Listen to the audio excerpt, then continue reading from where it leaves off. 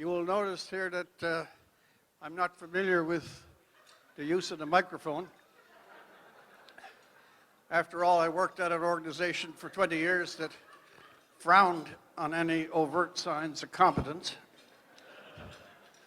I'd like to say very much, first of all, to thank you for allowing me to be here.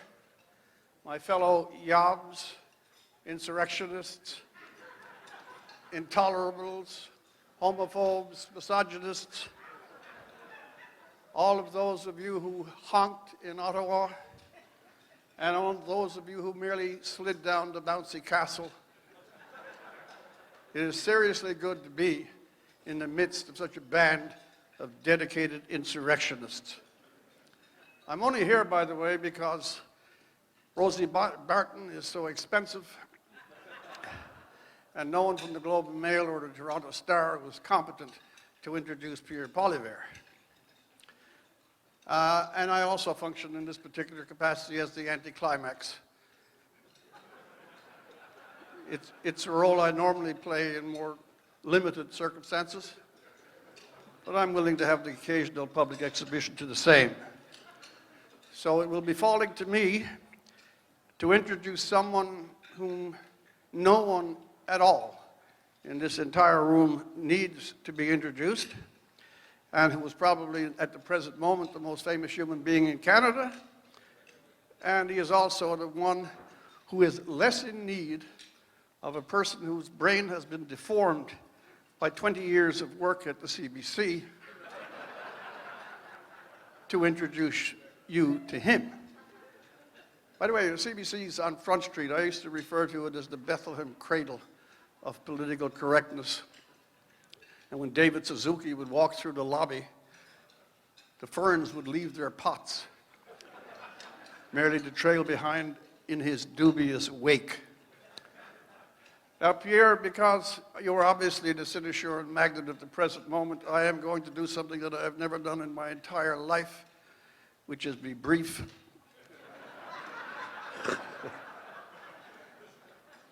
But I also want you to know, I want all the people in this room to know, by the way, that you're in the presence of a person in this room who operates only in the highest altitudes of excellence and achievement. And Pierre, should you dedicate some of your tremendous energy and intelligence over, I don't know, the next few years, you too might establish yourself in the same altitudes as Jocelyn Bamford.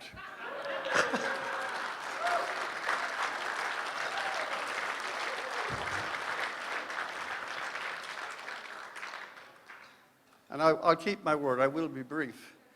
To Pierre himself, I'll simply say this. And to my kind of twisted, cynical, and dark Newfoundland mind, it's one of the most important things of all. All the right people despise you.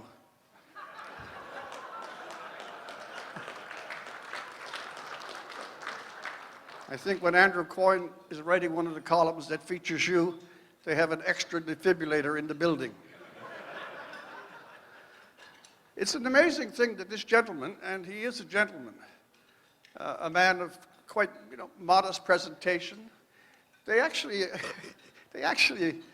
occasionally like to compare him and say that he is our Donald Trump.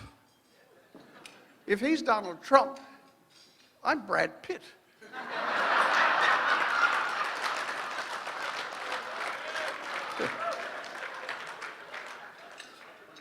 There was another demented columnist in the Globe and Mail, but perhaps that's redundant, who very recently said that if Pierre Poilievre self-destructs, he might take his own party down with him. So 5 or 6 of us here this evening have staged an intervention, and we took Mr. Poilievre out to one of the private rooms, and we asked him very seriously to take the section of his campaign strategic document entitled, "This is when I self-destruct," out of the strategy papers. When you start taking advice from some of the more witless columnists of the Globe and Mail, you will self-destruct. But what I see in these things is mainly a rage, and rage is a good word, a rage of the people who have been settled in influence and power for so long, and who have been undisturbed by any serious challenge, that they are glimpsing the possibility that their otherwise palsied hand on power is about to be taken off. This leadership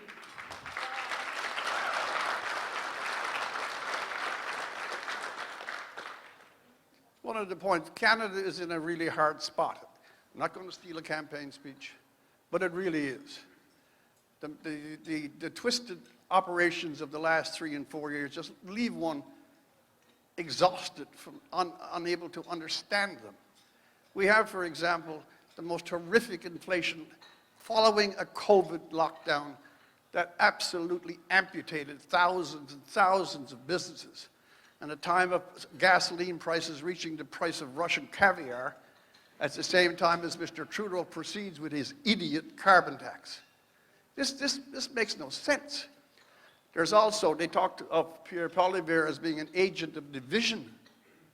This government has been operating on the idea that those that have enough, those that are well situated, those that are impervious to the shocks of the economy, are the ones that count. There are quite literally millions who've gone through the last 2 years, who've suffered the most brutal economic shocks, who've had psychological ones as well, and somehow or other, they're always left out of the equation.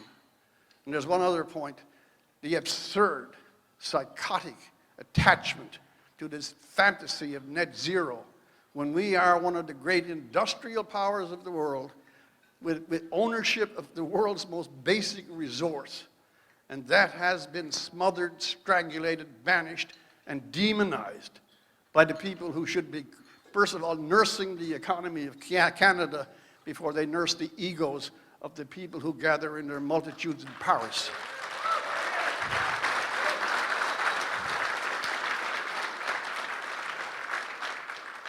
So here's all the introduction that Mr. Poilievre really needs. He's been conducting his own introductions in the last 2 and 3 weeks across this country. It's a nonpartisan comment to say that there's no individual, and I know what I speak of in this case, in the last decade at least, that summons with such spontaneity, such large assemblies of what we ever so condescendingly refer to as ordinary Canadians. And the numbers and the eagerness with which people are coming to visit him is a great thing. So, Mr. Poilievre, it's very good of you tonight to take some time out of your corrosive campaign, bewitching Canadians and threatening the nation's very existence by talking about the governor of the Bank of Canada.